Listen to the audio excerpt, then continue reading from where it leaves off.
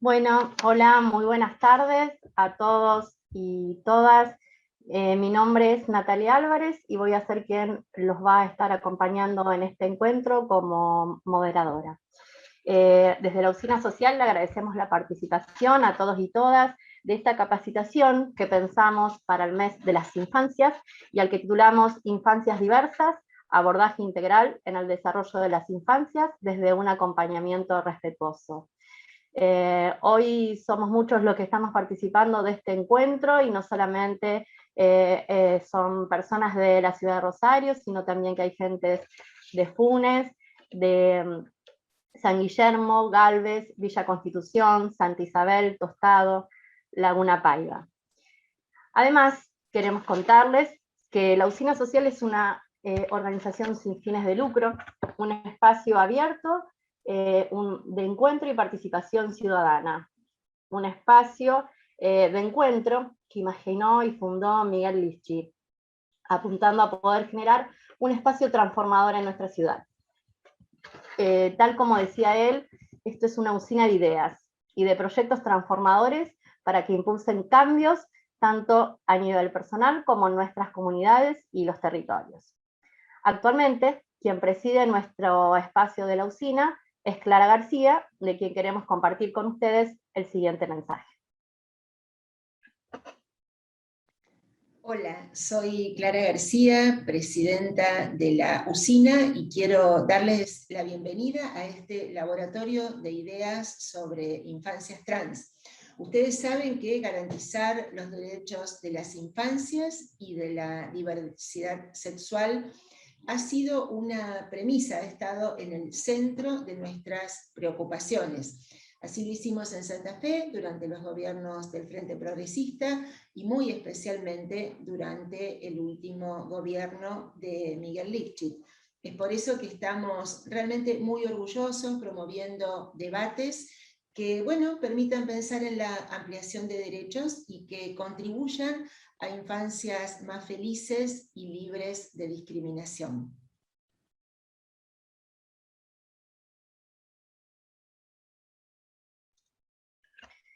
Bueno, esperamos todos los integrantes de la Usina Social que lo que vayamos trabajando en cada uno de los encuentros contribuya a enriquecer sus prácticas cotidianas, buscando propiciar sobre todo miradas más inclusivas y abordajes integrales que acompañen el desarrollo de las infancias de un modo más saludable y por infancias libres.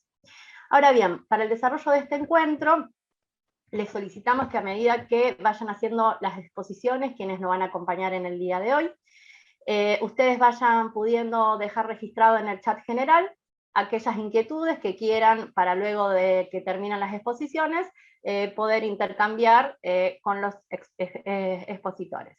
Bueno, para comenzar les voy a presentar a las tres personas que nos van a estar acompañando en el día de hoy. En primer lugar, Dolores Kovacevic, que es profesora y licenciada en Ciencias de la Educación, diplomada en Educación Sexual Integral, UNSAM, y en Diversidad Sexual y Derechos Humanos de INESI. Especialista en violencia de género, participación y políticas públicas, comunicar e igualdad. Especialista en políticas públicas y justicia de género, Claxo. Maestranda en género, poder y políticas públicas, Flaxo. Docente, especialista en violencia de género, participación y políticas públicas. Además, nos va a estar acompañando también Pamela Rocci, que es activista trans, secretaria de la Asociación Varones Trans y No Binares de Santa Fe, asesora legislativa, ex coordinadora del Programa Integral de Inclusión Trans de Santa Fe, y además es la primer candidata a presidenta comunal trans de todo nuestro país. Esteban Paulón, director ejecutivo del Instituto de Políticas Públicas LGTB+, expresidente de la Federación Argentina LGTB y consultor independiente de Naciones Unidas para Derechos Trans en el Cono Sur de América. Vamos entonces a comenzar con las exposiciones, invitando y dándole la bienvenida, en primer lugar, a Esteban Paulón. Bueno, Natalia, gracias a la Usina, gracias a todas, todos, todes por sumarse a este ciclo de capacitación. En el caso de Pame y mío y Natalia, les vamos a estar acompañando a lo largo de todos los encuentros. En el caso del de hoy, agradecerle especialmente a Dolores, que como habrán escuchado, tiene un vasto currículum, muy amplio currículum y trabajo en todo lo que tiene que ver con estas temáticas.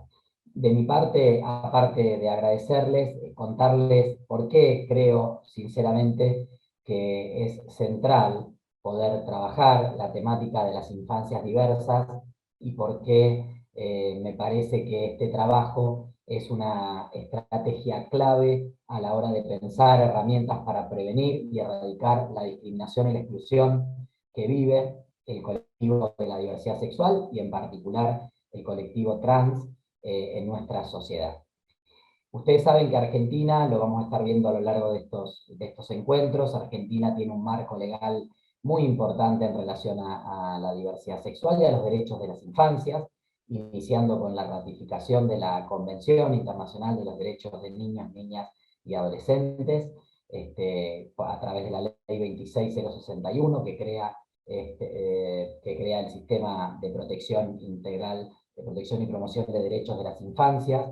También contamos con la Ley 26.150 de Educación Sexual Integral, que es una herramienta que nos permite insertar o integrar la educación sexual integral en todos los niveles y modalidades de la educación, desde el nivel inicial hasta el secundario, y también obviamente en instituciones de formación docente.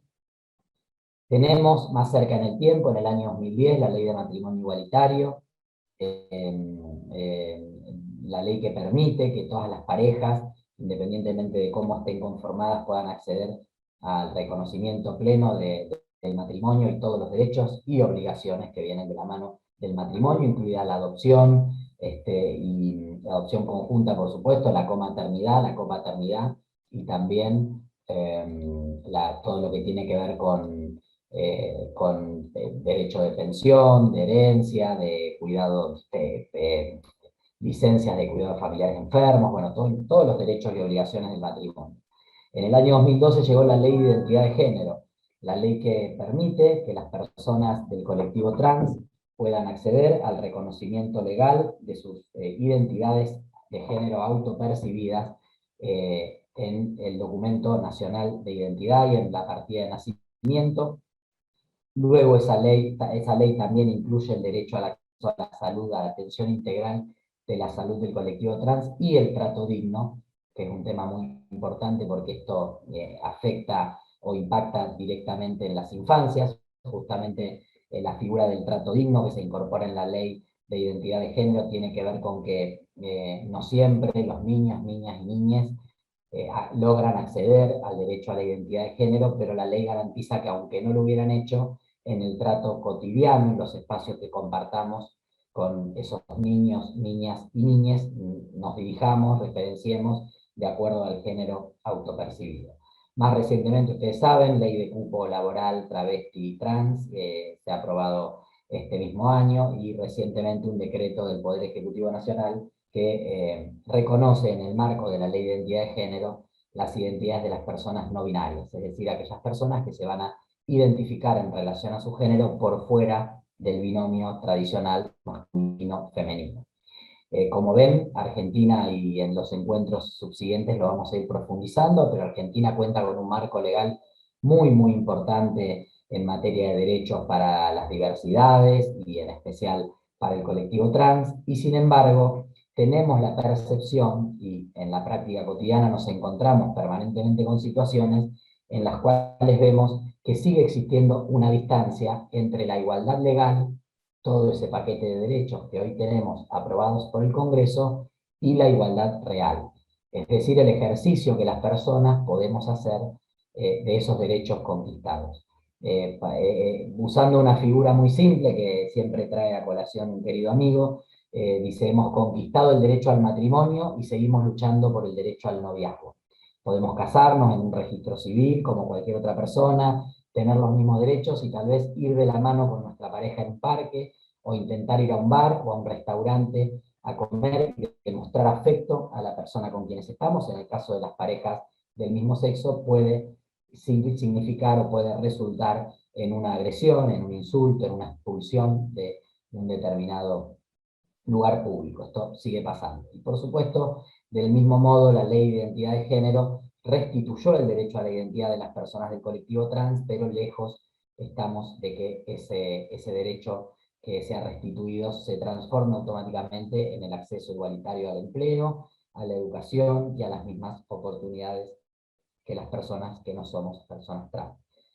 Dicho esto, quiero contarles que, como decíamos, a pesar de este marco legal y digamos en esa diferencia que aún existe entre la igualdad legal y la igualdad real, en el marco de la gestión que llevamos adelante en el gobierno de Miguel Lifschitz, en el año 2019 realizamos una encuesta a la población trans con 400 entrevistas domiciliarias, eso equivale a 1/3 de la población trans aproximada de la provincia de Santa Fe, una encuesta que se hizo proporcionalmente en todos los departamentos, en ese momento en las 5 regiones en las cuales está organizada la encuesta, con personas trans adultas, y allí encontramos 2 datos que me parece que son claves para entender por qué creemos que es fundamental este tema que empezamos a transitar hoy. Las personas trans adultas de Santa Fe, cuando se les preguntaba a qué edad identificaron o recuerdan haber identificado sentirse trans, es decir, percibir su propia identidad de género, el 64% de esas personas refirió haber sentido su género autopercibido entre los 0 y los 12 años. Principalmente entre los 5, 6 y los 10, 11, la mayor concentración de edad, pero digamos, del nacimiento y primera infancia a la preadolescencia, las 2/3 partes de las personas trans identifican haber transitado esa percepción o ese reconocimiento de la identidad autopercibida. Pero cuando les preguntamos a qué edad pudieron expresar socialmente ese género autopercibido, solo el 13% refirió haberlo podido hacer en ese rango etario. Esto habla de infancias que van en 2 tiempos. Un tiempo que es el tiempo sentido y percibido, y otro tiempo que es el tiempo que nos permite la sociedad, el entorno y el contexto.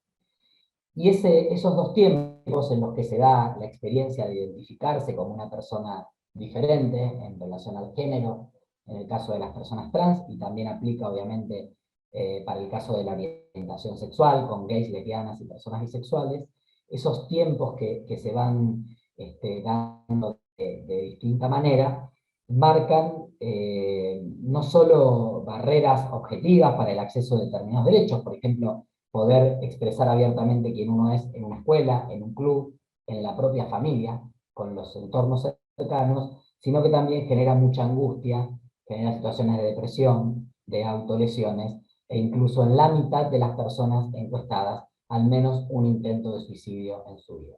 Entonces, cuando nosotros hablamos de la población trans y seguimos identificando una población que tiene una expectativa de vida muy baja, de entre 35 y 40 años, una población que sigue con enormes dificultades para acceder al empleo registrado, 9 de cada 10 personas trans no acceden aún al empleo registrado, y en el caso de las mujeres trans, 8 de cada 10 tienen como única alternativa laboral el trabajo sexual.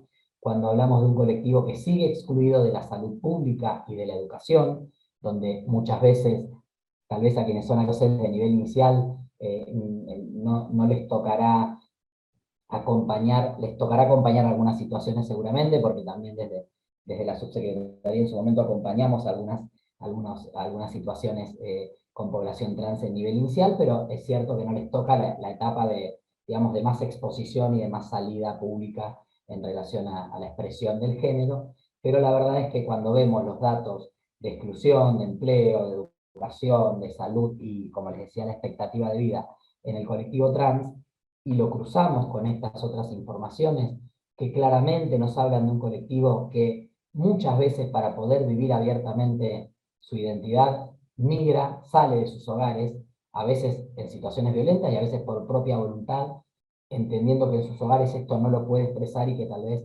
busca afuera poder hacerlo. Vemos como una porción importante de la población trans a una edad muy temprana, 14, 15 años, abandona el hogar, ingresa en un circuito muchas veces marcado por la violencia, por la exclusión, por el desenganche de las instancias de formación y capacitación y de socialización, por el abandono familiar y personal, y terminan transitando espacios que tienen que ver con el trabajo sexual, con la violencia, con el consumo de sustancias, con una alta prevalencia y una exposición muy fuerte al VIH y a otras enfermedades y otras formas de violencia que hay en la calle, ¿no? Se crían, muchas veces terminan de criar, terminan de madurar, se terminan de insertar socialmente desde la calle las personas trans, y creemos, al menos esa experiencia llevamos nosotros adelante desde la Subsecretaría de Políticas de Diversidad Sexual, con el equipo que coordinaba y lideraba Pamela, que seguramente también nos contará algo al respecto,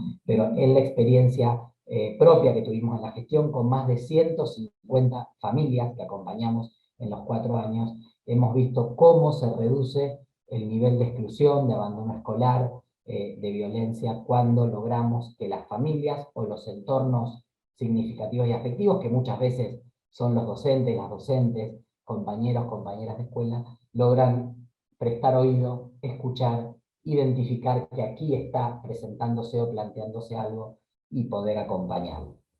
La idea es, con esto termino, a lo largo de estos encuentros que vamos a tener con profesionales de enorme trayectoria y calidad, poder ir abordando distintos aspectos para empezar a construir esta sociedad más amorosa, ¿no? Esta sociedad que abrace a todas sus infancias, a todas sus niñeces, independientemente de su orientación sexual, independientemente de su identidad de género, independientemente de cualquier otra circunstancia personal, y sobre todo que podamos criar o ayudar a criar infancias o niñeces felices, libres de discriminación, y a las que fundamentalmente podamos evitarles padecer sufrimientos que son evitables.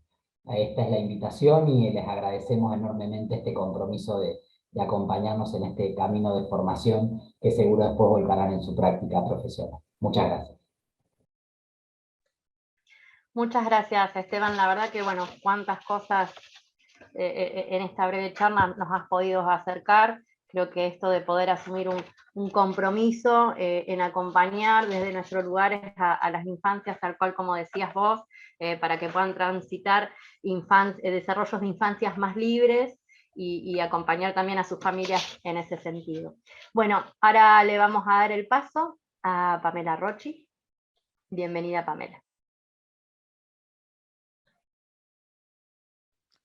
Hola, buenas tardes a todos, a todas. Bueno, buenas tardes, buenas noches, no sé ya. Sé que tengo mucho frío porque estoy acá en un lugar donde hay una correntada y como que mucho frío, pero bueno.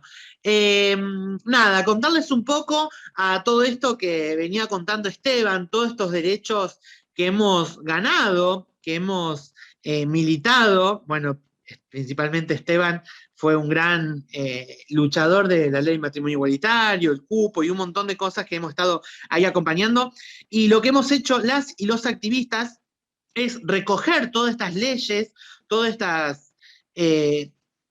leyes que se han ganado, para poder salir a militarla y a garantizar los derechos.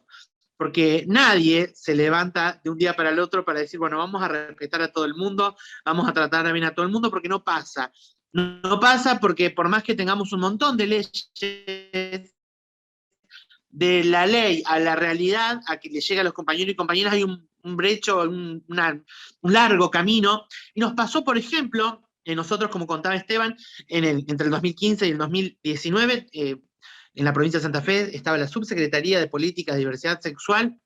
Y, por ejemplo, hoy puedo hablar de algunas cosas más de la escuela, nos pasó con la ley de identidad de género, que las directivos, algunas, no respetaban la ley de identidad de género, una ley que habla en el artículo 11 de respetar el nombre autopercibido de las personas, y no pasaba eso, no pasaba.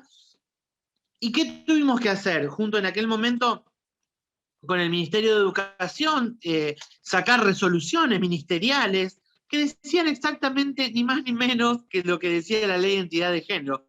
Pero muchos y muchas, directivos y directivas, como lo decía una resolución ministerial, vamos a hacerle caso. Bueno, pero todo eso, todo el tiempo había que pelearlo, y así nos pasaba en salud, nos pasan un montón de cosas, porque lo que no hay todavía una gran capacitación a todas las personas que trabajen con niños y niñas. Y bueno, y en este contexto de la Subsecretaría de Políticas de Diversidad Sexual, necesitábamos también hablar de las infancias trans, porque en la Argentina, y principalmente, bueno, nosotros hablamos de la provincia de Santa Fe, no se hablaban de las infancias trans.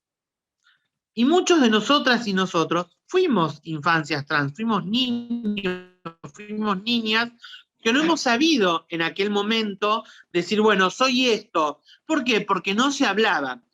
Y lo que decimos a lo largo y el ancho de siempre nuestro activismo y militancia, lo que no se visibiliza no existe. Y por eso nosotros y nosotras, las y los activistas, cada día tenemos que visibilizar más las identidades trans. Por eso, y principalmente cuidar a las infancias trans. Por eso, otra de las cosas muy importantes que hemos hecho en un gran trabajo que hemos hecho con Esteban en la provincia de Santa Fe, fue llegar a las escuelas, a los colegios, porque creemos y estamos convencidos y convencidas que durante toda la vida la educación, la escuela, fue nuestra segunda casa. Es donde muchas veces pasamos más tiempo en las escuelas que en nuestra propia casa. Y muchas veces confiamos más en nuestros profesores, profesoras, maestros, maestras, que en nuestra propia familia. Y antes nos pasaba, por eso peleamos tanto con la ESI, que bueno, acá está Dolores, que puede dar cátedra de la ESI. Por eso nosotros y nosotras peleábamos tanto por la ESI. Porque antes, un profesor o una profesora, cuando nos decían travesti, puto, trolo, se daba la vuelta y seguía diciendo 2 más 2 son 4 y acá no ha pasado nada. O cuando un niño o una niña le decía, señor, yo no quiero jugar con la pelota, yo quiero jugar con las muñecas. Bueno, cuando pasaba eso, el maestro, quien estaba a cargo, iba directamente a la dirección, la directora, más escandalizada todavía, y ahí llamaban a los padres y el niño o niña terminaba en un psicólogo. Bueno, hoy hay un montón, o sea, acá tenemos más de 63 personas que están interesadas en estos temas, que están interesadas en cuidar a las infancias, cuidar a los niños y a las niñas. Hoy porque podemos hablar de infancias diversas, pero la idea es esta también, visibilizar y educar que fuimos, que somos, y siempre la población trans, principalmente las mujeres trans, fuimos ligadas a la prostitución, a la droga, al trabajo sexual, y por eso todavía nos seguimos escandalizando. Pero lo que tenemos que saber es que por eso siempre apuntamos en la educación, porque cuando ese maestro, esa maestra no se escandaliza y lo resuelve de otra forma, sin escandalizarse, sin decir, bueno, ahí el niño o la niña puede seguir, transcurrir la escuela o el jardín, en lo que sea, con total normalidad, y que acá no ha pasado nada, y que los niños y las niñas van a seguir tratando bien a ese niño o esa niña. Pero bueno, la idea es esta, que creo que no nos fue tan mal a los activistas y la activista recoger estas banderas durante muchísimo tiempo y llevarlas, y que hoy en la provincia de Santa Fe hablemos de infancias trans, acompañemos a las infancias trans. Nosotros en la Asociación de Varones Trans y No Binarias Santa Fe, a lo cual soy la secretaria, tenemos un montón de infancias, que recién acaba de irse una, la más chiquitita, con un empoderamiento totalmente, donde tiene muy claro lo que quiere y a dónde quiere llegar, pero eso lo hacemos muchas veces de manera casera, porque no tenemos la total ayuda del Estado, lo hacemos como podemos, con profesionales que son amigos, amigas o amigues, y así transcurrimos acompañando a las infancias, porque no queremos que pasen todo lo que pasamos nosotras y nosotros. Queremos infancias libres, infancias cuidadas.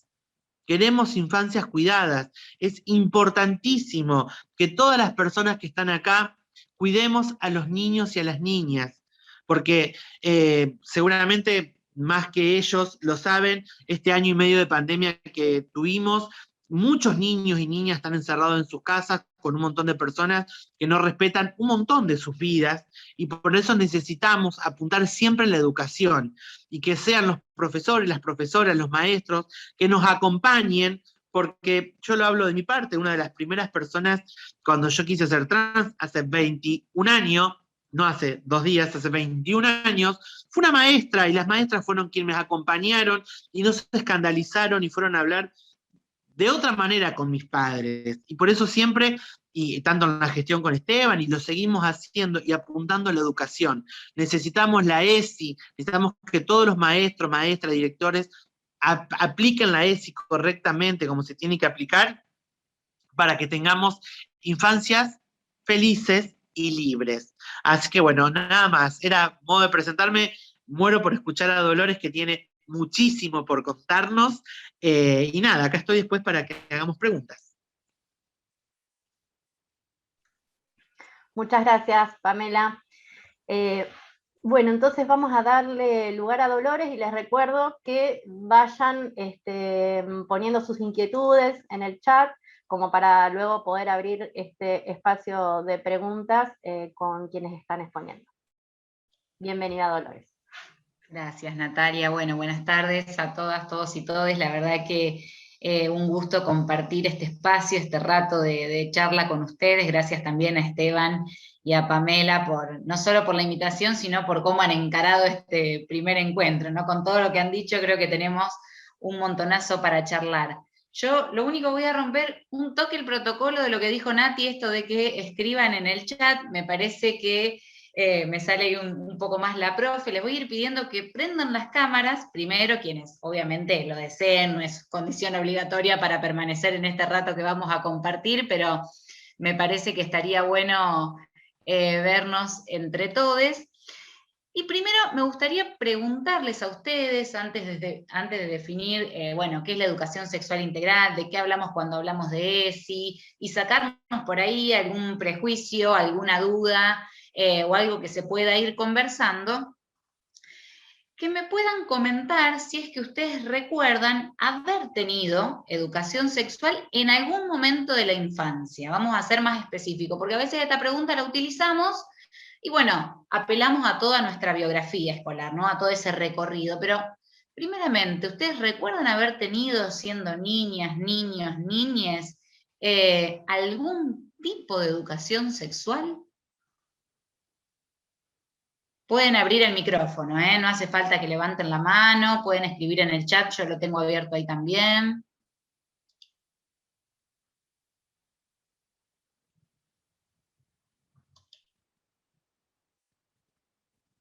Voy viendo algunas caras que hacen gestos.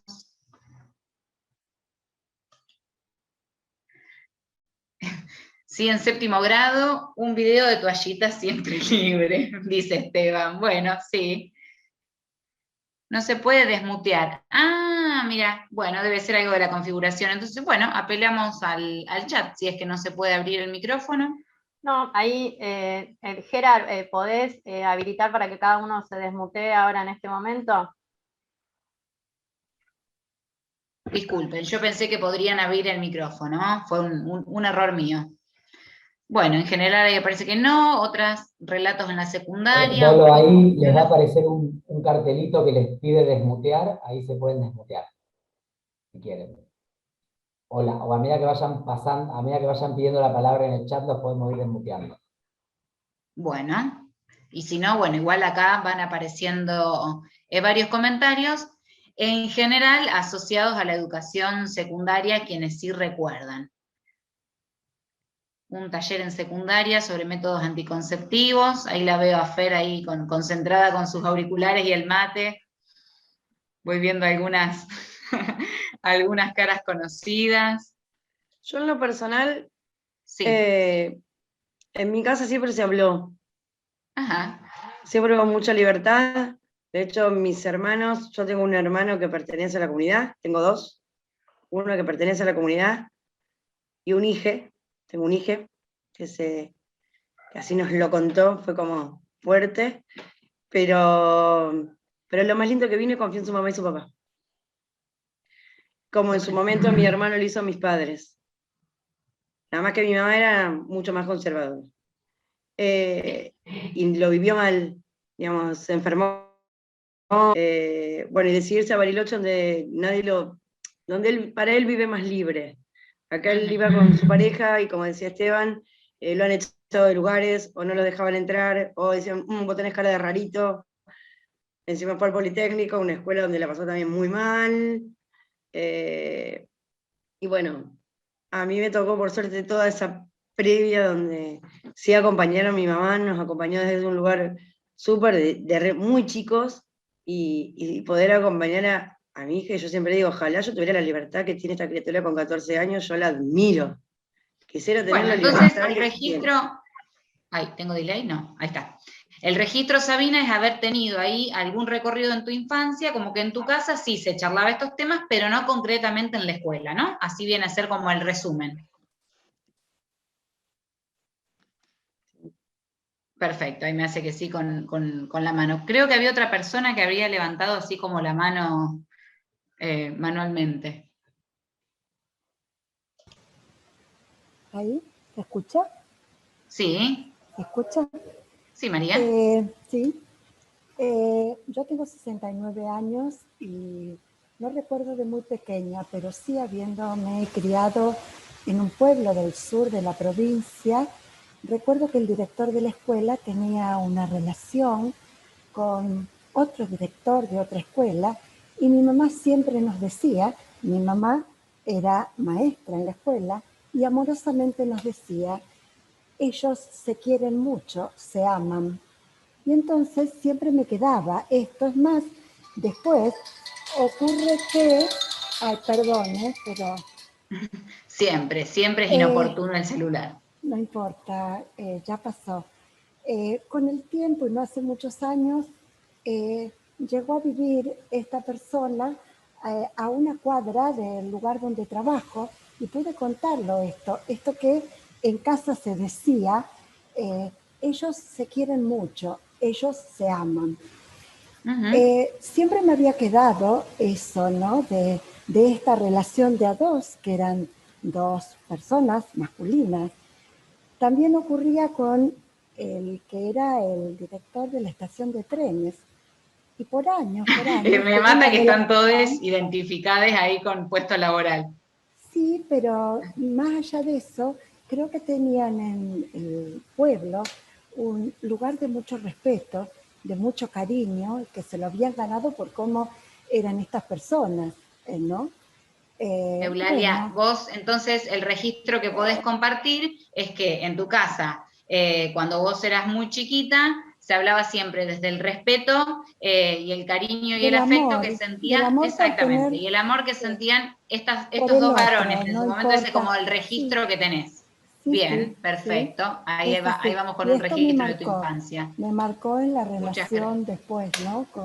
Con el afuera siempre. De una, gracias. ¿Alguien más? ¿Fer? ¿Yo? ¿Sí? Sí. Hola a todos. Nada, está bueno esto porque cruzar en la cuestión temporal, ¿no? De nuestras generaciones, yo tengo 55, hay gente más grande, y también el contexto de donde procedemos. Yo soy de Casilda, de una ciudad de la zona sur de la provincia de Santa Fe, y hace muy poco me di cuenta que en toda mi secundaria y el comienzo en la universidad, o sea, en el marco de la dictadura militar y el inicio de la democracia ya en la Universidad de Rosario, no entraba en mi universo simbólico la homosexualidad. O sea, no entraba, yo no tengo registro, y hablando con compañeras de esa época, no tengo registro que entrara en nuestro horizonte de posibilidades.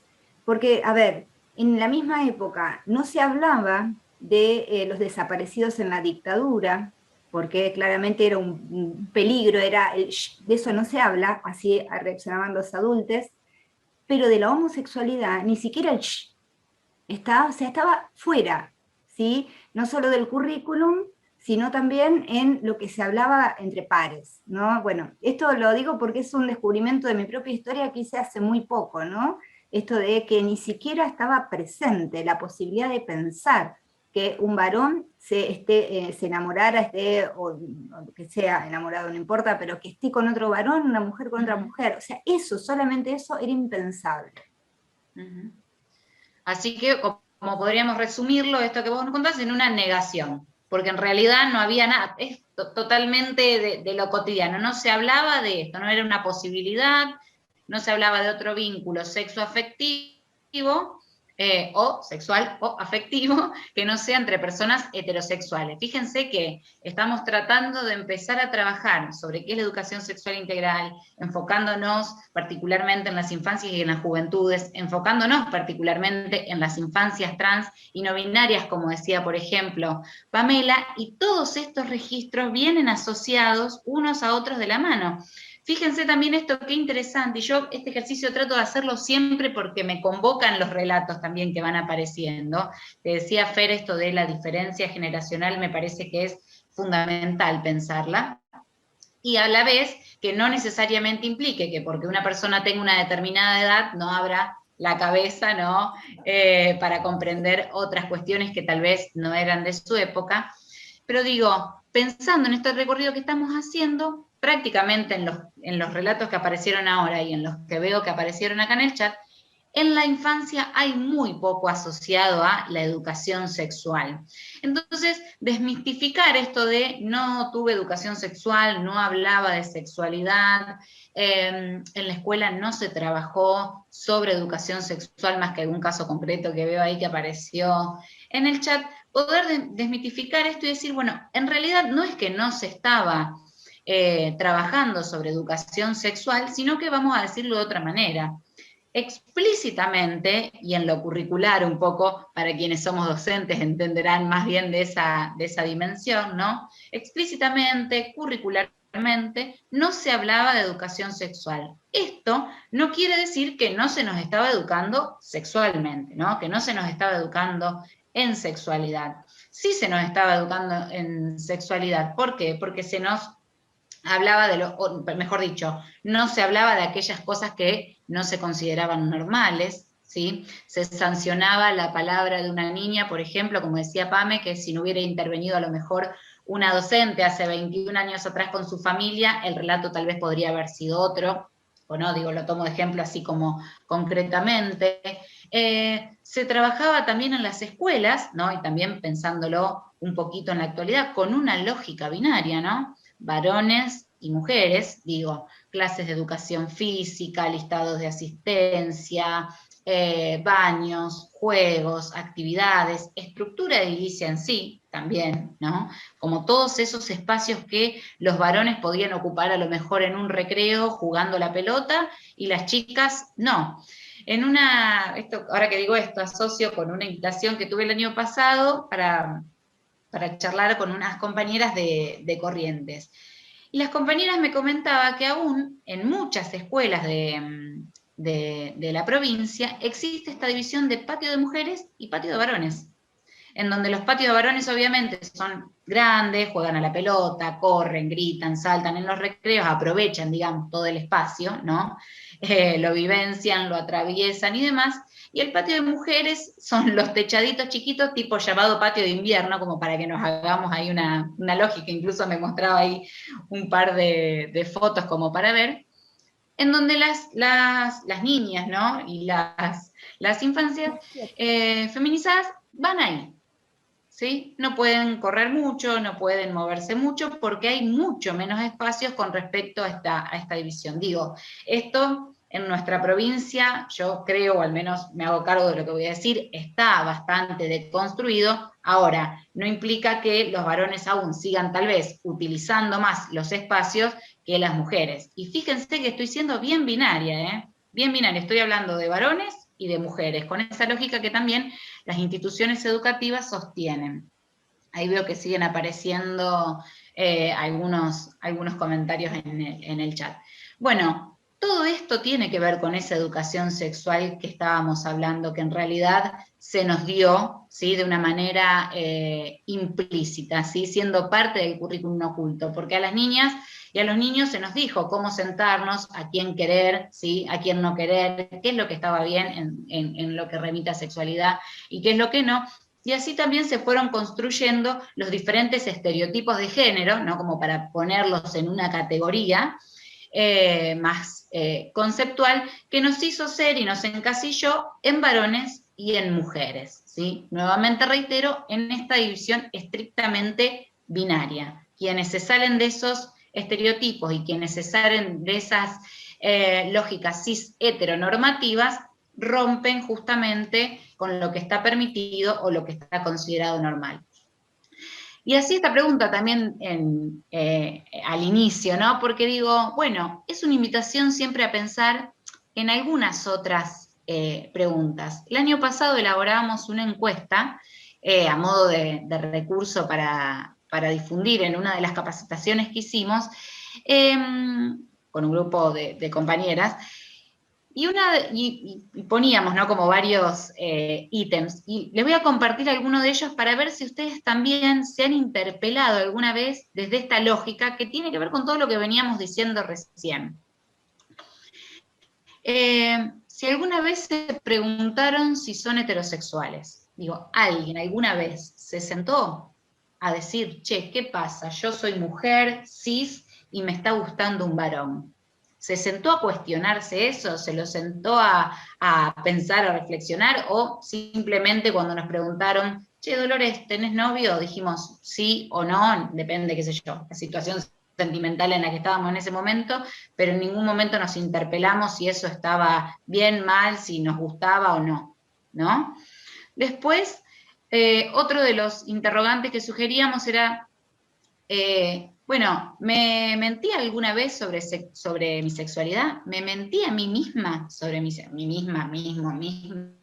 sobre mi sexualidad? No, yo soy heterosexual, y en realidad tal vez me sentía atraída por una compañera de la escuela, ¿no? ¿Eso alguna vez nos interpeló? ¿Nos hicimos esa pregunta? Bueno, otra frase, ¿no?, que se utiliza mucho. ¿Tuve que salir en algún momento del armario o del closet o no? O siempre, por considerarme cisgénero y heterosexual, en ningún momento tuve que sentarme a plantear nada porque no sentí la necesidad, ni nadie me vino a interpelar. Alguien comentaba, no sé si fue Eulalia o la compañera que había hablado antes, pero que decía, bueno, Sabina, ahí le vi la cara. Dice, bueno, él tiene cara de raro, entonces no entra a tal lado, ¿no? Pensando también en estos estereotipos. ¿Dudaron mis padres o mis madres si mi sexualidad estaba aceptada o no? ¿Me dijeron maricón o lesbiana o traba? Sí, también. ¿Tuve que ocultar alguna vez mi sexualidad? ¿Tuve que estar en público incómoda con la pareja que tuve en ese momento? Feminizo un poco el discurso porque, bueno, en mi caso mi identidad de género es mujer. Nunca se ha imaginado, nunca me han marginado en mi religión o en los espacios que habito por mi orientación sexual, bueno, y así con los interrogantes podríamos seguir, pero digo, la educación sexual integral, y ahora sí vamos a pasar un poco a definirla, pero este momento de compartir me parecía fundamental, es esa herramienta que nos permite hacernos preguntas, ¿sí?, que nos permite estar en las instituciones educativas, en los diferentes niveles educativos, e interrogarnos, ¿sí?, sobre los mitos, sobre los tabúes, sobre los estereotipos que se vinculan con la sexualidad y con la educación sexual y con las prácticas sexuales también, ¿no? ¿Qué pasa con los vínculos? ¿Qué pasa con la afectividad?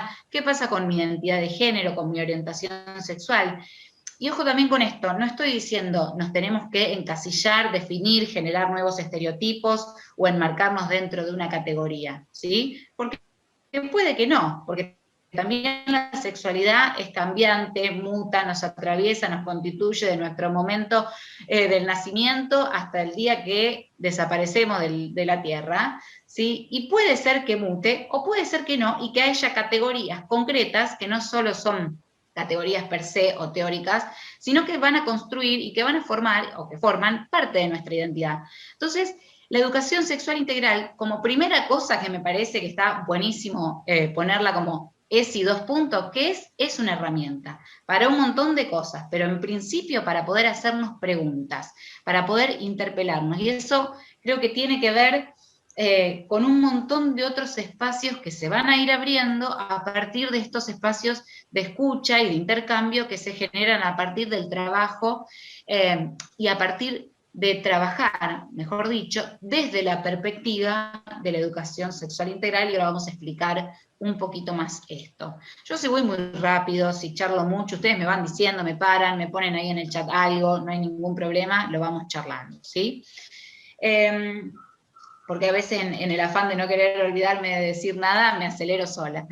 Entonces, en tratar de buscar esta definición, vamos a ir también a lo formal. Primeramente, tenemos que poder recuperar que, concretamente, la educación sexual integral es una normativa del año 2006, la 26.150, que estableció el derecho de que todos los educandes, de todos los niveles educativos, de cualquiera de los tipos de escuela, ¿sí?, de gestión estatal o de gestión privada, tienen el derecho a recibir ESI en esos establecimientos, ¿sí?, desde el nivel inicial hasta la formación docente.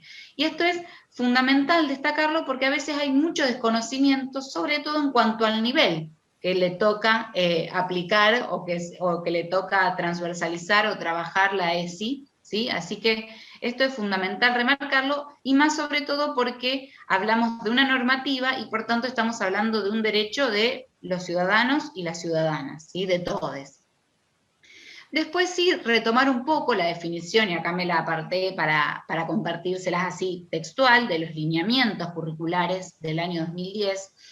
Ahora voy a decir algo en cuanto a los materiales, que la educación sexual integral es un espacio sistemático de enseñanza y aprendizaje que promueve saberes, habilidades para la toma de decisiones conscientes y críticas en relación con el cuidado del propio cuerpo, las relaciones interpersonales, el ejercicio de la sexualidad y de los derechos de las niñas y los jóvenes, ¿sí? Como para retomar la definición concreta que ustedes van a encontrar en todos estos materiales, como les decía recién, que están todos digitalizados y subidos a las páginas tanto del Ministerio de Educación de la Nación como el Ministerio de Educación de la provincia de Santa Fe. Estas dos cuestiones me parecen que son destacables porque a veces cuando tenemos duda, incertidumbre, o a veces también nos pasa, pensando en una de las preguntas que me había acercado Natalia, que habían hecho, con respecto a qué recursos podemos utilizar para trabajar la ESI, particularmente en el nivel inicial. Bueno, sepamos que están estos portales, ¿sí?, que tienen los materiales oficiales, incluso se estuvieron elaborando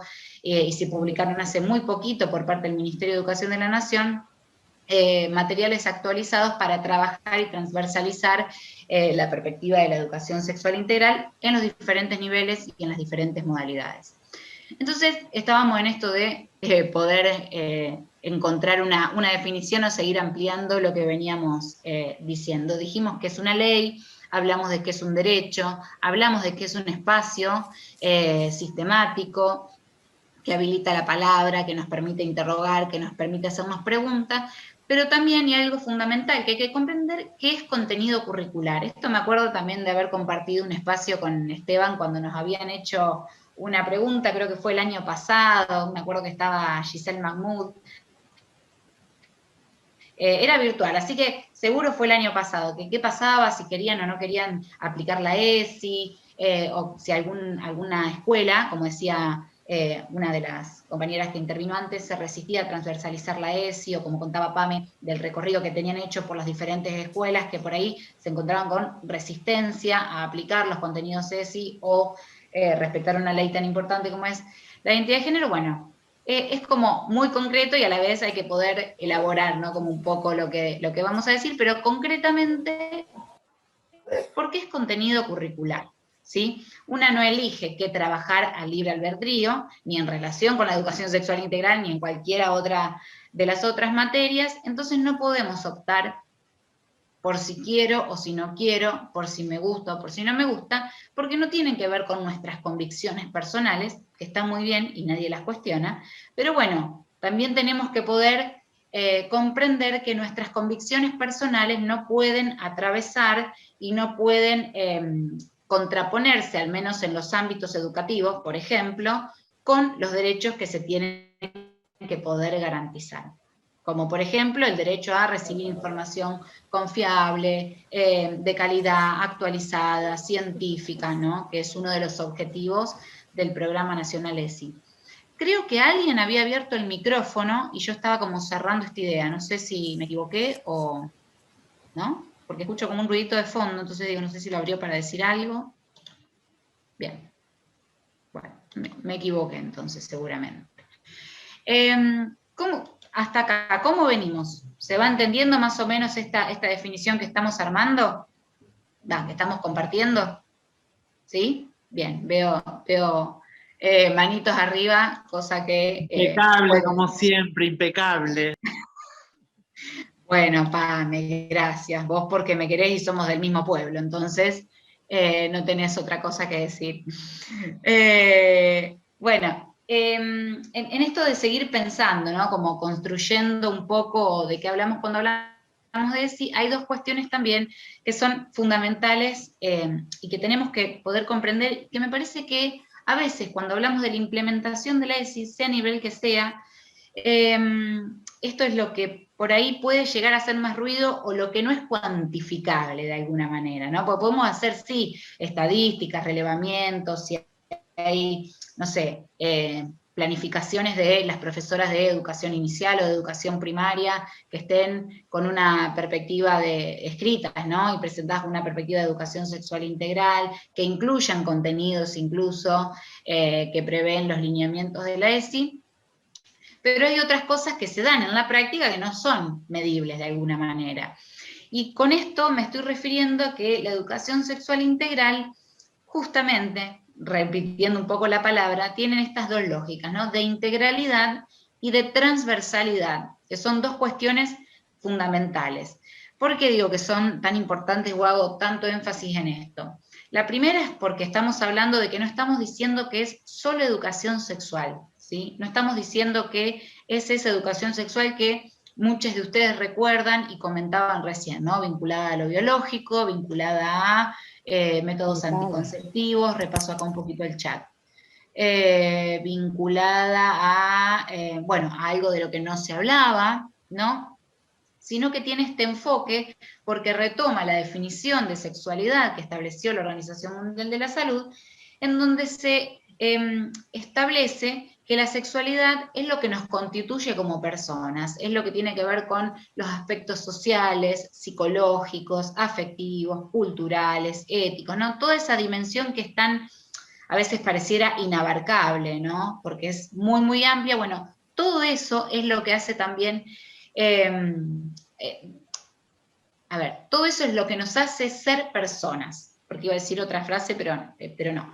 Todo eso es lo que nos hace ser personas, y la sexualidad nos constituye como tales, por eso es integral, por eso tiene esta perspectiva, porque abarca todas estas dimensiones que nos constituyen ni más ni menos que nuestra subjetividad, ¿sí?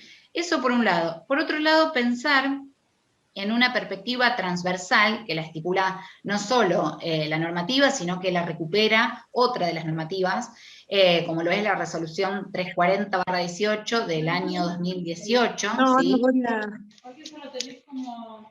Alguien tiene el micrófono abierto. Ah, mira, puedo desactivar audio, listo, ya se lo desactivé.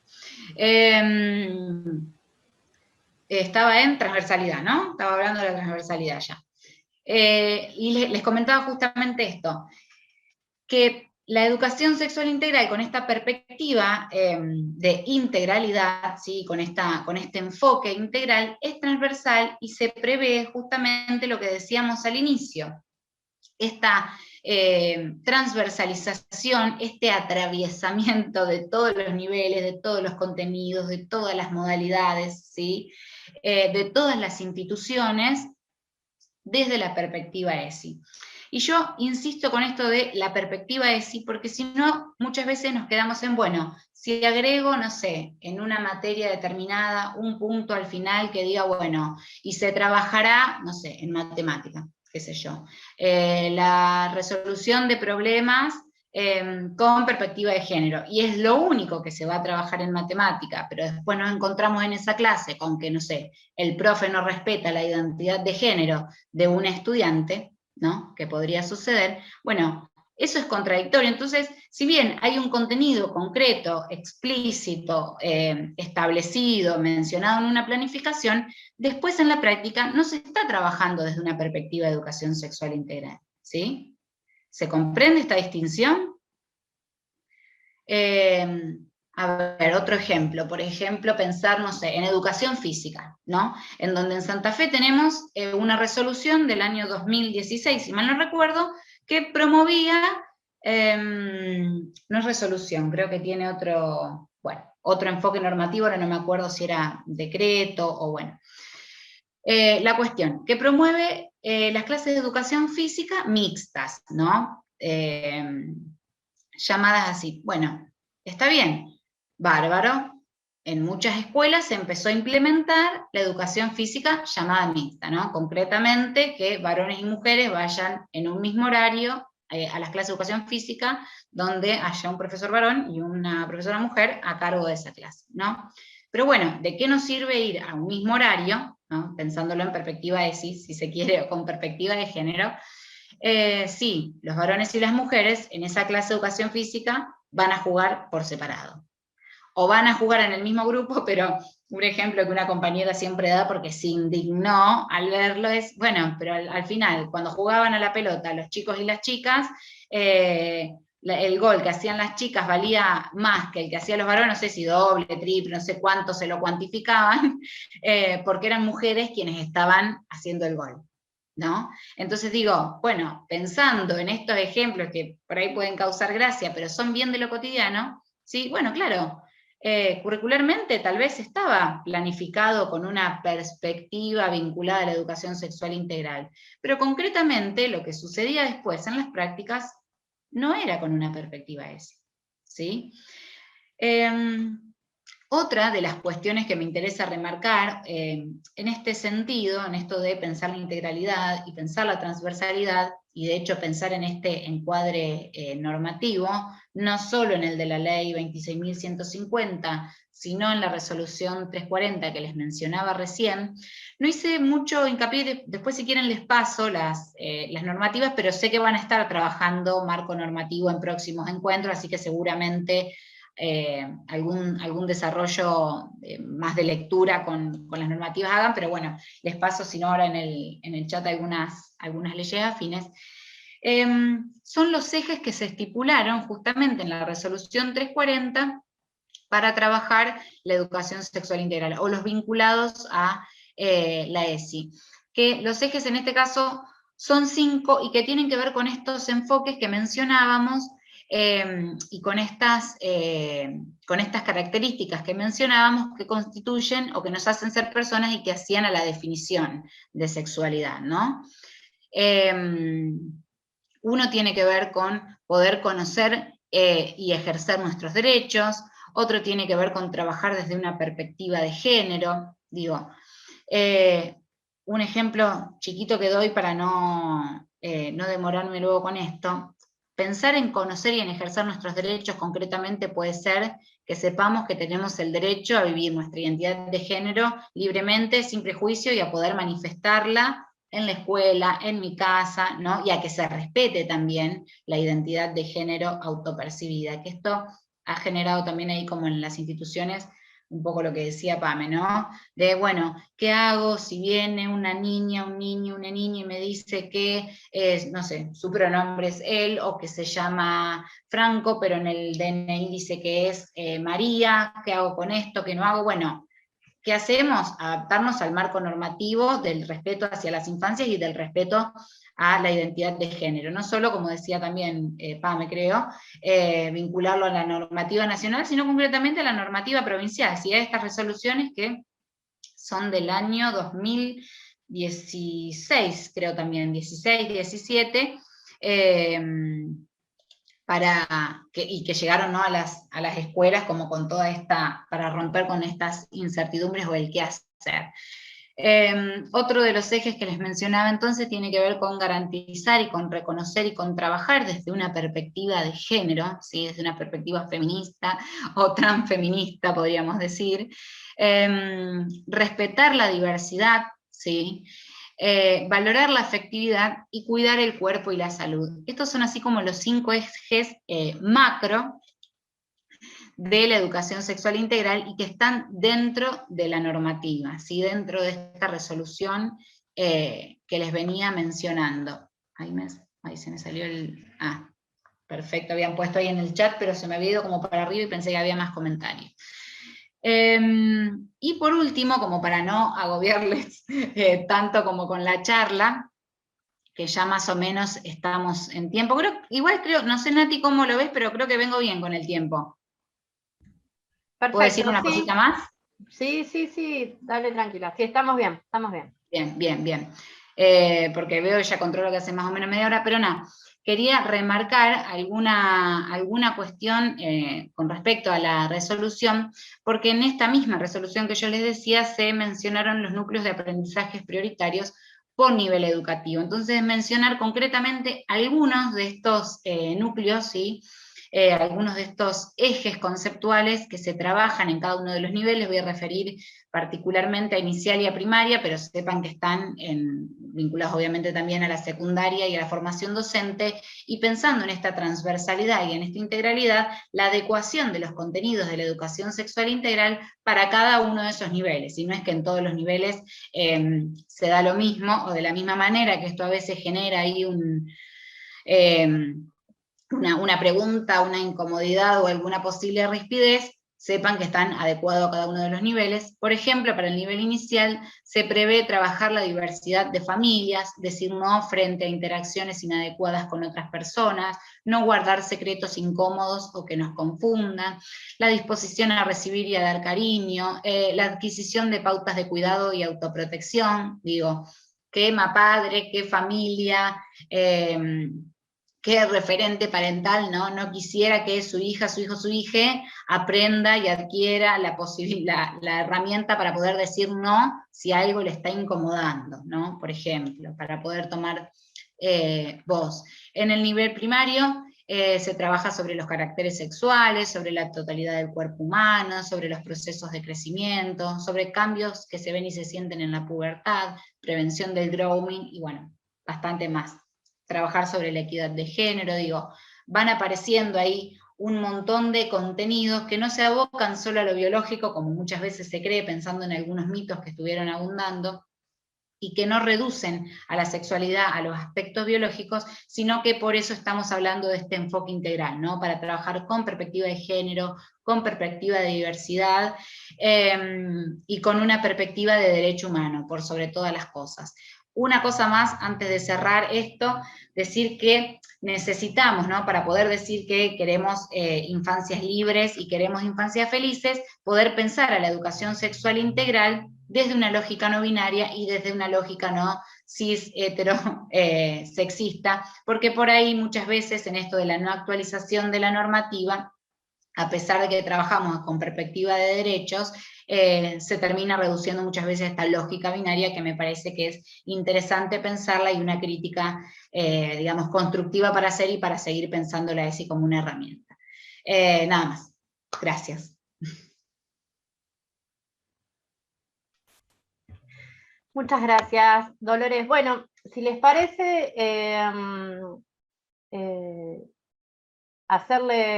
aprovechar a quienes están exponiendo hoy para hacerle, bueno, no vi que hayan registrado preguntas, pero bueno, digo, aprovechemos que tenemos a Dolores, que tenemos a Esteban, que la tenemos a Pamela, como para sacarnos las dudas que tengamos como para poder enriquecernos. Nosotros ahí vamos a habilitar para que cuando quieran hablar abran el micrófono y listo, y hagan la consulta si les parece. Vamos a tener un espacio de 10 minutos para preguntas, y luego ya iríamos como hacia el tramo final del encuentro. Ahí Marina Stedler levanta la mano. Marina, ahí te escuchamos. A ver si te podés desmutear o no.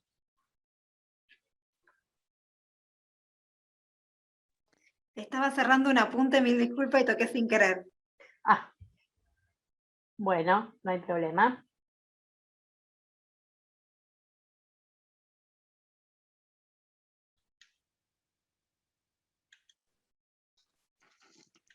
¿Puedo hacer una pregunta? Sí, Sabina, adelante. A Esteban, a Dolores, a Pamela, es como los tres. Para acompañar, digamos, todo esto que no es un tramo sencillo, o a mí me está costando, no lo sé. Ojalá tuviera esa libertad, pero no sé cómo se manejaría en realidad. No sé, no digo cómo se hace, pero cómo se acompaña de una manera amorosa y respetuosa, porque si bien uno los ama, a los hijos los adora, no quiere causarles dolores, a veces se los causamos sin querer, o se los causamos, como decía Dolores, porque marcamos nuestra subjetividad, y con esto cuando dijo, no tuvimos educación sexual, pero los chicos juegan acá y las nenas juegan acá, o sea, que sí había una perspectiva de género no tan quizás explícita como ahora. No había la libertad quizás de expresarse como ahora, también a lo mejor. Y si yo lo tuve en mi familia, ahora no lo sé manejar, me cuesta un montón. Digo, ¿qué hago con esto? Es como un montón. Digo, si para uno es un montón, ¿cuánto más para quien lo está pasando? Entonces, si es un montón para esa persona que tanto amamos, ¿cómo acompañamos, como decía Pamela, de esa manera cuando recurren a nosotros? Yo voy a decir una cosa que me parece que siempre es importante saberla, que primero y principal, nuestros cuerpos, tanto gays, lesbianas, trans, siempre está esto que nuestras identidades siempre fueron ligadas a lo malo. A las mujeres trans, al trabajo sexual, a la droga, a la prostitución, a la risa, a la burla, que los gays son todos promiscuos, los gays son todos que salen con todo el mundo, las lesbianas son todas unas degeneradas, o sea, siempre la comunidad LGTB fue ligada a eso. Y hoy, o hace un tiempo, que un niño, una niña, un hijo, una hija, un hije te venga a decir, yo soy lesbiana, soy gay, lo primero que se te viene a la mente es todo eso, es todo lo malo, es que el vecino se va a reír, el que en la calle...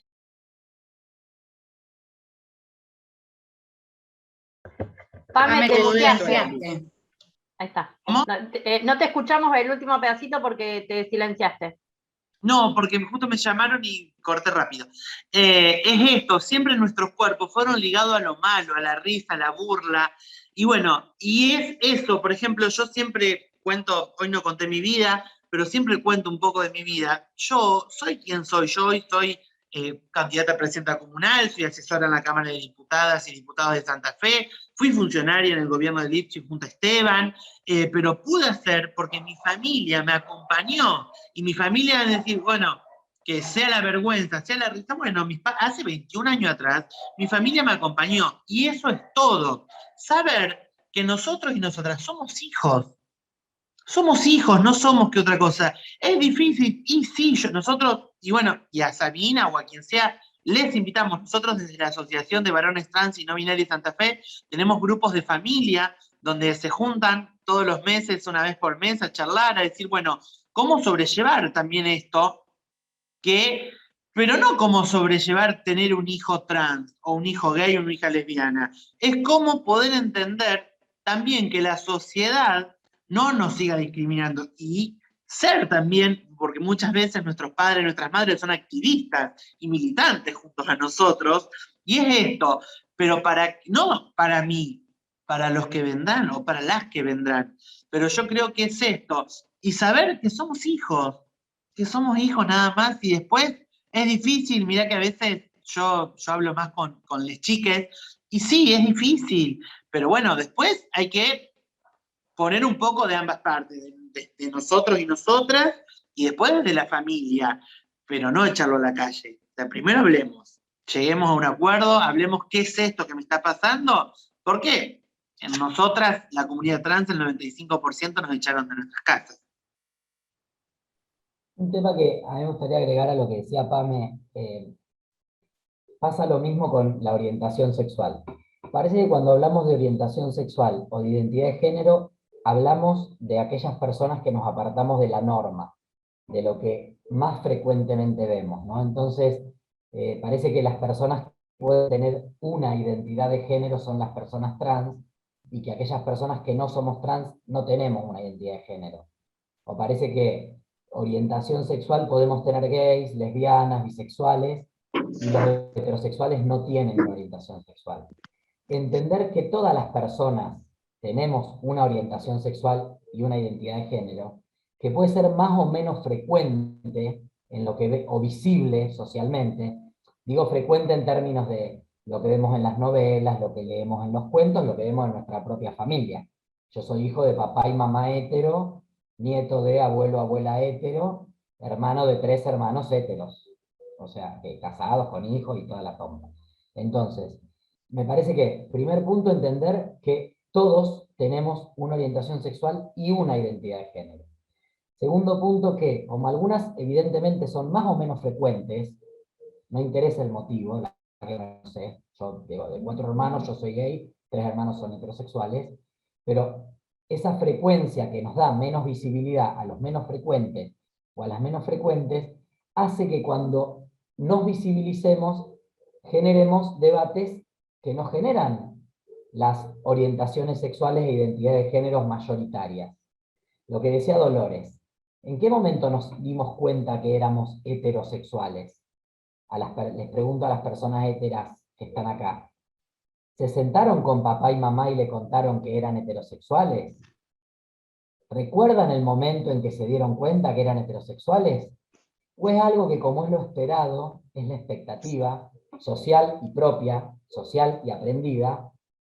Si voy en el marco de la expectativa no me hace ruido, y si me separo de esa expectativa, me lo cuestiono internamente, me lo cuestiona la sociedad. ¿Y esto por qué me parece importante? Porque muchas veces ponemos un montón de, en esto que nos contaba María Sabina, que entiendo ahí la preocupación que expresa, que es la que expresan la enorme mayoría de los yadres, padres, madres, y qué bueno que se exprese. Digo, muchas veces nos preguntamos ciertas conductas con nuestros hijes trans que no nos preguntamos con nuestros hijes cisgénero. ¿A qué edad se define una persona cisgénero? ¿Será una etapa de la cual luego se va a arrepentir? ¿Será que no es cisgénero y lo estamos haciendo sufrir ahora y el día de mañana se dará cuenta que no era cisgénero? Invirtamos las preguntas. Como decía en la campaña lésbica, cambiemos las preguntas. Pensemos un momento por qué a las niñeces trans les hacemos preguntas que no les hacemos a las niñeces cisgénero. Y esto no lo digo para no seguir preguntándonos, porque nos vamos a seguir preguntando, porque sigue siendo fuera de la norma, porque sigue siendo poco frecuente, porque sigue habiendo muchas cosas que transformar en la realidad. Pero, intentando entender por qué lo preguntamos, tal vez nos acercamos un poquito más a la respuesta de la pregunta de María Sabina. ¿Qué hago con esto? ¿Cómo lo acompaño? Como otro hijo. Obviamente que voy a tener que tener en cuenta que este hijo que me está expresando algo en relación a su identidad de género, cuando se vincule e interactúe con otras personas, siempre va a ser el niño trans, le niñe trans, y que ahí va a tener que acompañar más aún.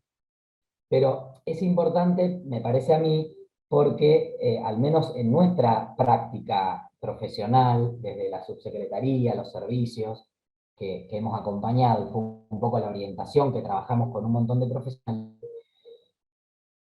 vamos a un abordaje que es de acompañamiento y afirmación positiva, y no coerción. O sea, como me dijo una pastora del norte un día en una radio, ustedes quieren que todos los niños sean trans. Lanzaron ese programa de infancias trans porque quieren que todos los niños sean trans. Digo, no, yo quiero que cada niña sea lo que es, sea quien es y no otra persona. Que eso es la identidad. Identidad es ser quien uno es y no otra persona. ¿Y cómo hago que ese niño sea quien es y no otra persona? Escuchando y acompañando.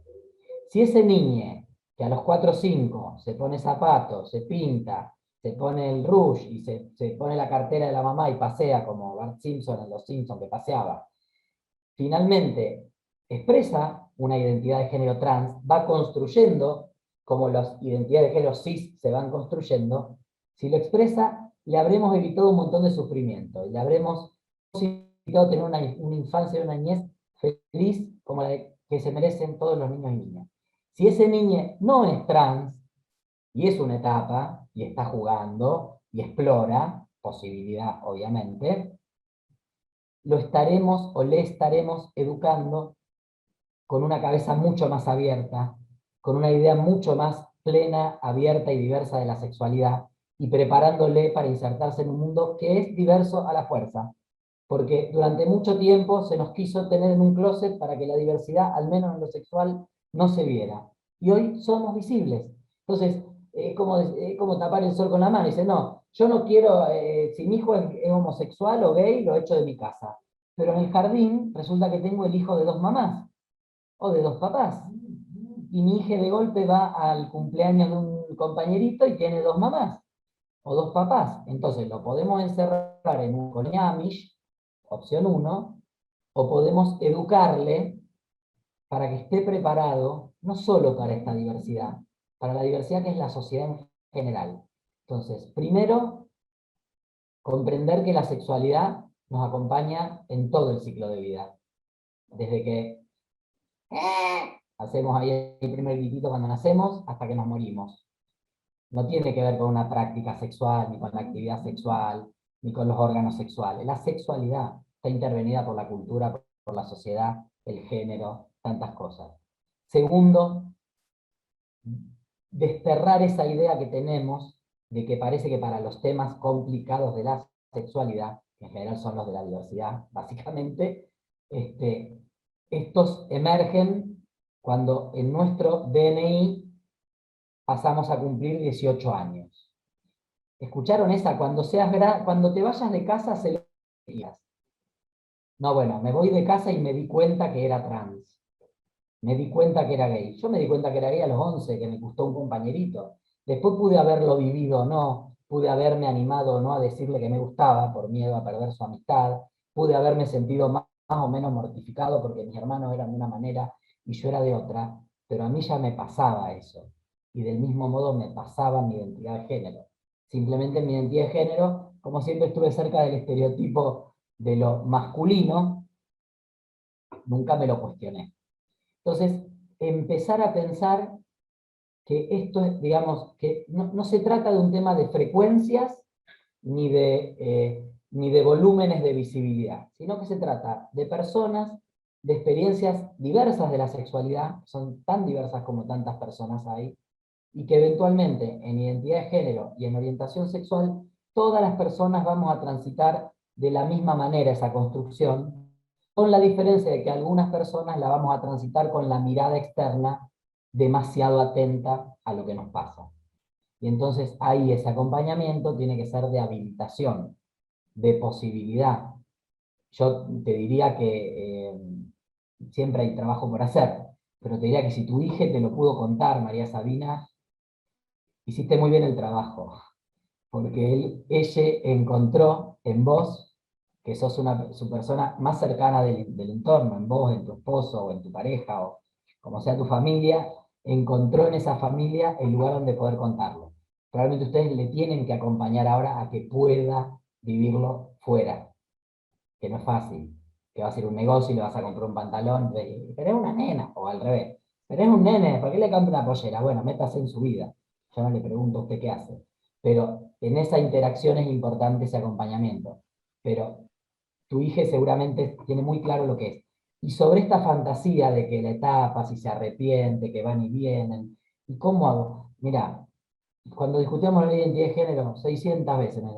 ¿Y qué pasa? ¿Y si se arrepienten? Bueno, qué sé yo, de tantas cosas en la vida uno va, viene. Ahora, empíricamente, en toda mi historia de militancia de 20 años, ya voy a cumplir en 20 años en breve de militancia LGBT, siempre rodeado de maricas, tortas, trabas y de todo tipo de especímenes de nuestro colectivo, solo conozco una persona trans que volvió y es lo más parecido a un acto coercitivo que vi en mi vida.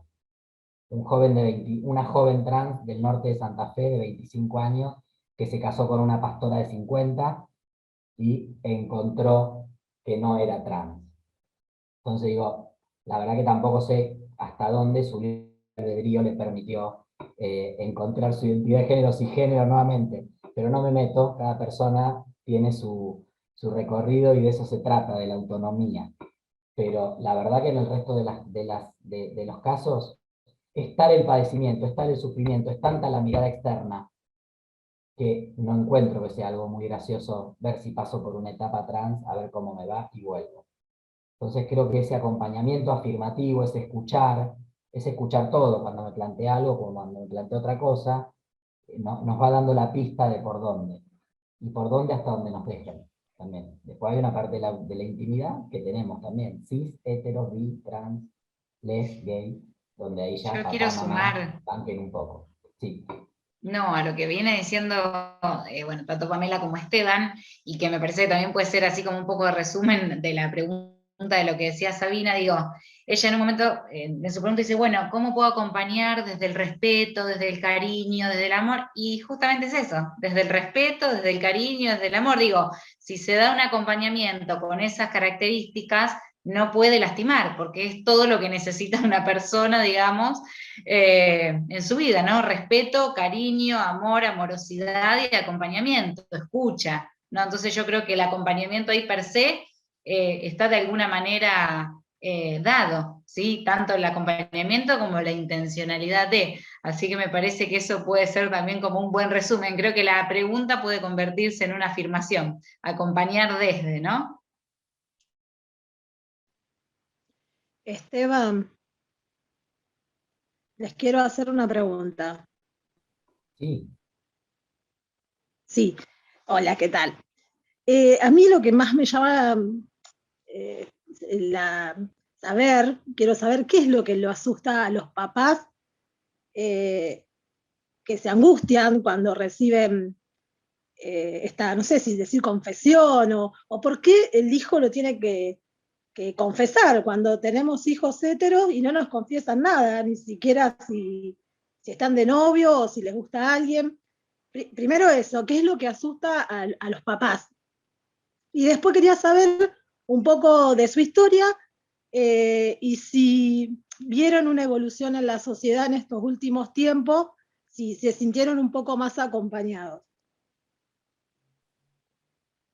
Creo que la salida del closet, la salida del armario, esto de contarlo, que vos decís que tenemos que contar, si somos trans, si somos gays, si somos les, si somos Sí, bi. que en realidad lo siento como una confesión, porque Sí, viste que ¿por dice, qué tienen que había contar? noticias que decía Ricky Martin confesó que es gay. Digo, ¿a quién mató, pobre Ricky Martin? A los Claro, chicos nos ¿por lo qué habrá confesar? contado, lo Claro, compartió, qué sé yo, ¿qué confesó? Uno confiesa un delito. No, claro, porque confesar algo uno que es parte de la vida. cuando uno conoce una pareja, directamente lo conoce, se lo lleva a la familia, mi pareja, todo bien, comemos todos juntos, todos contentos. ¿Cuál es el Eso miedo de los Valeria, papás y por qué hay que confesar? eso, Valeria, es digamos, es herencia del lo que se llama el heteropatriarcado o la heteronorma. O sea, en nuestra representación social tenemos instalado que por defecto las personas son heterosexuales. Sin reflexionar, o sea, vos te ves adelante de 10 personas, yo estuve el martes en Nuevo Alberdi, acá en Rosario, en el barrio Fontana Rosa, en un taller con jóvenes sobre eso y diversidad en la plaza, con jóvenes de los centros comunitarios, y claro, yo veo 15, 20 jóvenes, para mí son todos heteros. Para mí, que soy gay, que debería estar deconstruido, porque me crié en esta sociedad y porque me educaron en que la enorme mayoría de la gente será hetero. Capaz que no es así, pero a mí me criaron, entonces yo también lo compré. Como gay compré. Entonces llega un momento que como compro, o me eduqué pensando que la enorme mayoría, que la norma, lo normal, esto de la idea de lo normal, la norma es la heterosexualidad, de alguna manera quienes no somos heterosexuales encontramos en la salida del armario una forma de comunicarlo y de afirmar nuestra identidad.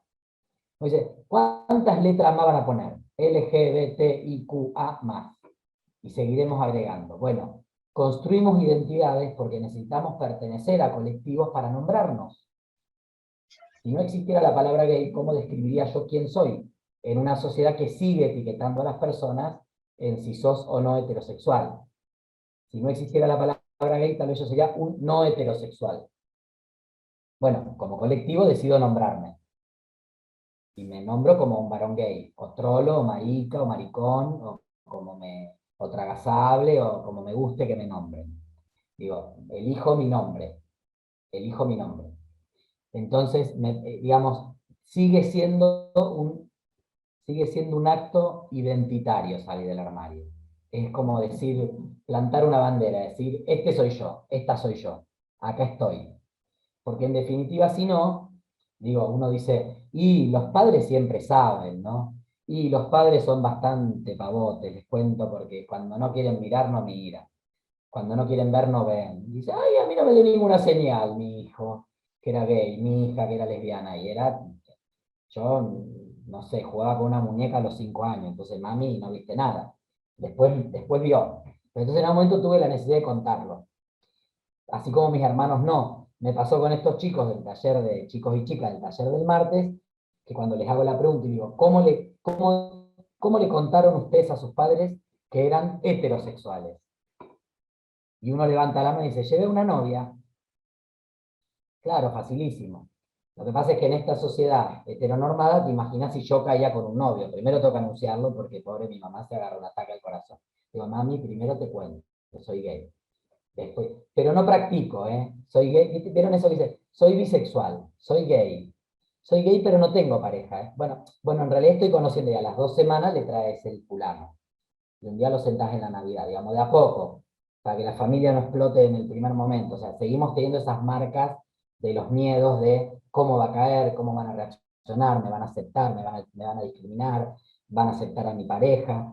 Entonces, la salida del closet sigue siendo un acto identitario. Y en relación a los miedos, y me callo ahí que hable Dolo y Pame también, pero digo, en relación a los miedos, en la mejor de las intenciones que les concedo a todos nuestros padres y madres, también criados como yo en una sociedad heteropatriarcal, en mi generación y la de mi mamá, sin referencias de la diversidad, ni en una novela, ni en nada, era una cosa medio oscura de burdeles, los gays en algún momento, después desaparecimos, después nos persiguieron, después en el nazismo el Triángulo Rosa, digo, en esa generación de mi mamá y de mí, les concedo que muchas veces el miedo pasa por cómo va a transitar nuestra vida en la sociedad.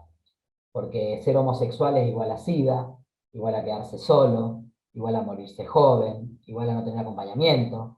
Antes de la ley de identidad de género no ibas a encontrar pareja, sos promiscuo o promiscua.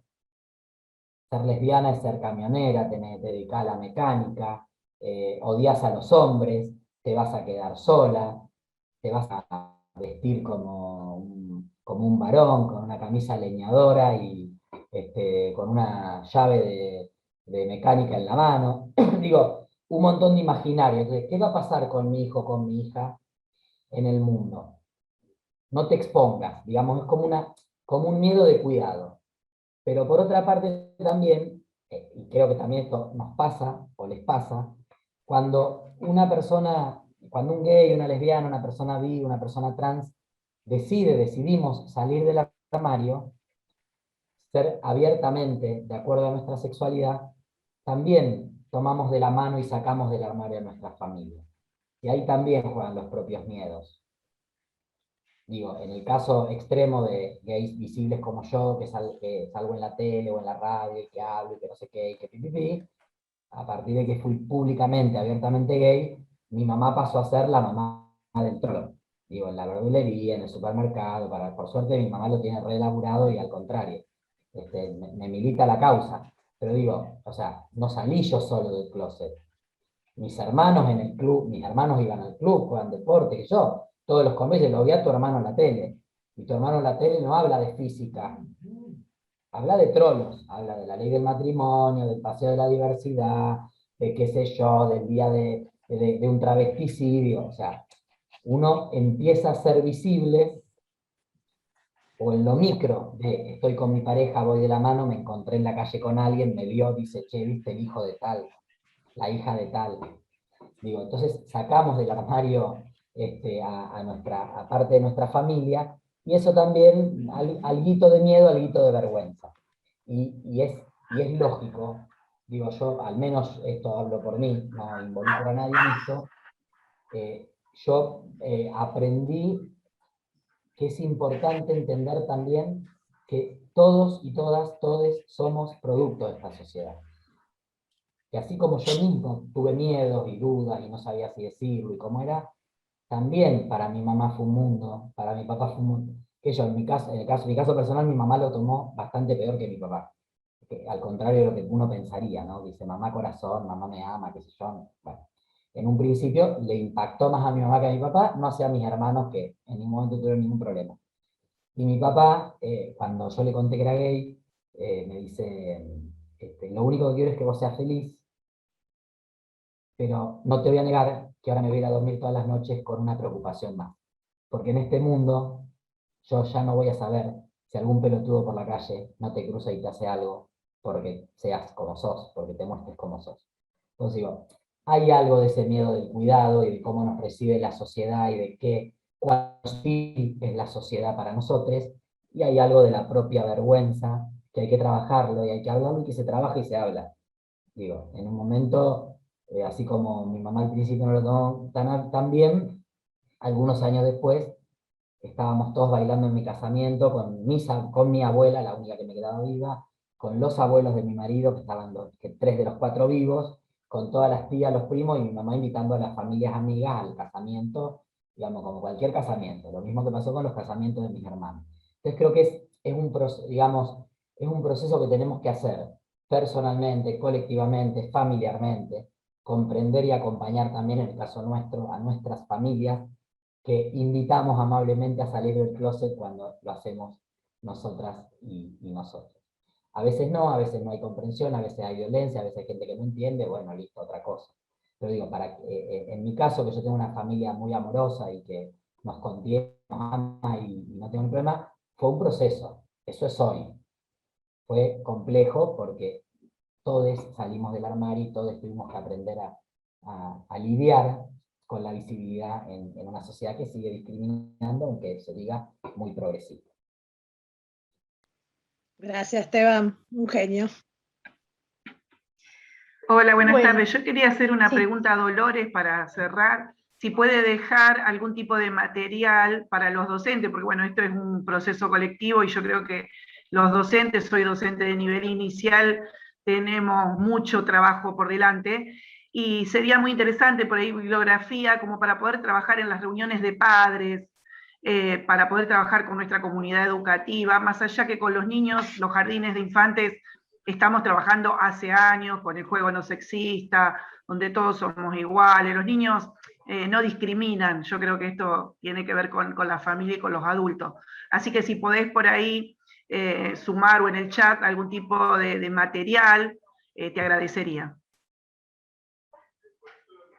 Sí, Karina, ahí Dolores compartió un link, y bueno, Sí. además, esto lo iba a decir ya cuando estemos finalizando, pero en cada módulo ustedes van a encontrar en el campus una carpeta donde nosotros vamos a ir subiendo material. Ahí hoy ya hay un documento y un mini recursero que hicimos con distintas bibliografías para que ustedes puedan investigar, indagar y hacer los propios para la práctica educativa, y seguramente, bueno, estaremos subiendo algo más. No sé, Dolo, si querés agregar algo como para que y continuar. No, justamente iba a comentar eso que vos decías, Natalia, que ya habíamos estado viendo una serie de recursos que iban a recomendar post encuentro, para que les queden. De todas maneras, ahí compartí un link de edu.ar, que en realidad ahí están un poco sistematizados los materiales del programa nacional ESI y también los nuevos que se fueron publicando ahora. Así que bueno, eso como compartí. Después hay muchas sugerencias en el recursero que ustedes van a tener de lectura, que son materiales que por ahí no estaban digitalizados, pero que son sugerencias de libros, bueno, que la verdad que son súper interesantes y demás. Así que eso, para compartir. Buenísimo. Nosotros ahí, como para ir finalizando, vamos a compartir con ustedes ahora un video que hizo Chiqui González para las infancias trans, y quería, bueno, darle la palabra a Pamela para que nos cuente brevemente cómo surgió este video, cuál es la historia. Bueno, este video va a cumplir dentro de unos días 1 año. Fue un video que, bueno, nosotros en la Asociación de Varones Trans y No Binarios de Santa Fe trabajamos con infancias trans, con las familias, tenemos encuentros de familia y después tenemos infancias y trabajamos y acompañamos. Y en esto de Santiago, el presidente de la asociación, es muy defensor del tríptico de la infancia, ama esos lugares y siempre vamos con las chicas. Y nada, y quién más, y ese día nos dice quién mejor que nos cuente de las infancias, la Chiqui González. Y bueno, la llamamos, dijimos, Chiqui, queremos que nos hable de las infancias trans, y le voy a hablar de las infancias trans, y nos mandó ese hermoso audio que nosotros los transformamos en video junto con los compañeros de nuestra asociación de Santa Fe Capital, con Flo, que fue quien lo realizó. Así que nada, hicimos este hermoso video que ahora lo van a ver, y nada, y lo pueden compartir obviamente. Hola, yo soy Chiqui González, pero eso hoy no tiene ninguna importancia. Lo importante es que me pregunto, ¿qué es la infancia? ¿Qué son las infancias? ¿Un proyecto de futuro? ¿Una etapa de la vida? ¿Un tránsito hacia el mundo adulto? Esta manifestación tantas veces escuchada es exactamente al revés. ¿Qué le debemos nosotros, adultos, a nuestras infancias? ¿Qué nos dieron nuestras infancias de resistencia y de resiliencia? ¿Qué sabemos del tiempo de la imaginación y de la ternura? ¿Qué conocimos porque fuimos chicos, chicas y chiques?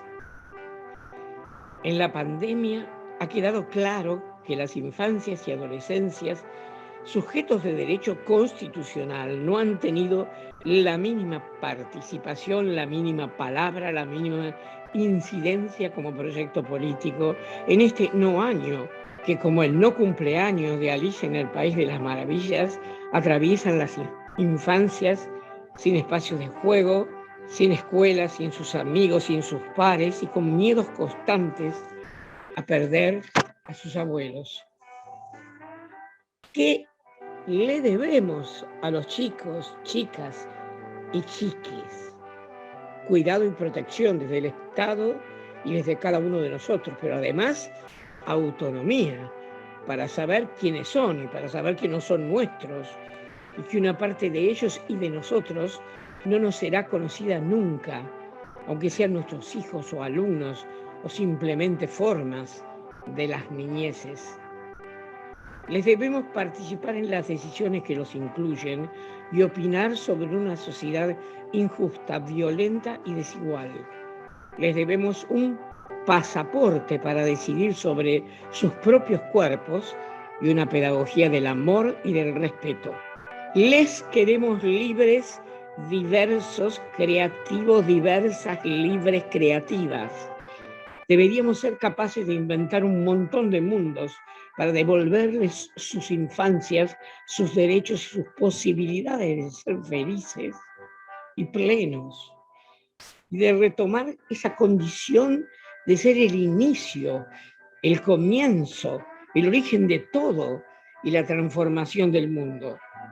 Vienen a habitar este planeta, son la primera patria, la patria de todos, y se incorporan con los ojos abiertos de par en par y sintiéndonos como cosa de sus corazones. Les debemos otra bienvenida, otro lugar, otro afecto, otra historia, otra oportunidad sobre la tierra.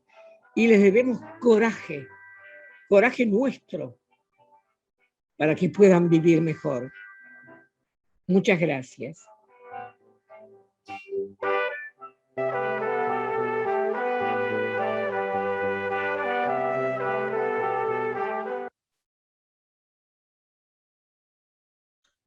Bueno, hermoso video para cerrar esta jornada. Queremos decirles también que en el campus, luego de cada encuentro, va a quedar la grabación del encuentro. Por ahí, bueno, si hubo algún compañero de la institución que no lo pudo ver, para que lo puedan estar viendo. Así que, bueno, daríamos por finalizado este encuentro. Nos estamos volviendo a encontrar el próximo jueves 19 a las 18 horas, y les agradecemos a Dolores, Pamela y Esteban por acompañarnos en el encuentro de hoy. Muchas gracias Nati, a todos. Sí, Nati, decime, una sola cosa para terminar. Ahí Vale pide que cuente un poco mi vida, pero seguramente esta misma gente va a estar en el próximo donde vamos a hablar de la... Exacto. Tal Así cual, que, sí. Claro, esto va subiendo de temperatura. Esto va subiendo. ¿Cómo? Hoy empezó sensible con la Chiqui, pero esto sube de temperatura. Lo de Pamela es para más adelante, es muy fuerte. Yo lo único que les pido es que no se lo pierdan. Por eso, es un encuentro único con ella, que es el jueves que viene, es exclusividad. Sí, el jueves que viene les cuento todo de cómo empecé a mis 13 años y cómo llegué a donde llegué. Buenísimo, entonces. Bueno, gracias. Bueno, buenas noches a todos, todas y todos. Gracias, Dolo.